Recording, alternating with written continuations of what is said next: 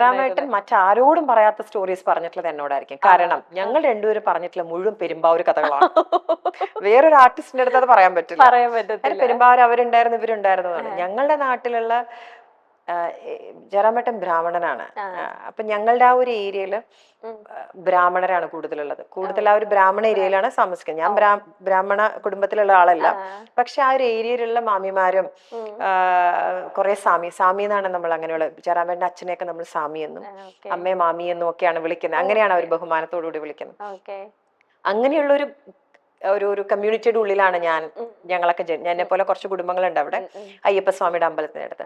So അവിടെയുള്ള ഓരോ കുടുംബക്കാരുടെ കഥകൾ, പണ്ടത്തെ കഥകൾ, ഇപ്പോഴത്തെ കഥകൾ, ഞങ്ങളുടെ ഫൈൻ ആർട്ട് സൊസൈറ്റി ഞങ്ങളുടെ അവിടുത്തെ അരുൺകുമാർ സാറിന്റെ അവിടുത്തെ ആനക്കഥകള്, ജയറാമേട്ടന്റെ സ്കൂൾ കഥകള്, പിന്നെ ഞങ്ങൾക്ക് കോമൺ ആയിട്ട് പരിചയമുള്ള 1000 ആളുകളും 1000 കഥകളും ഉണ്ട്.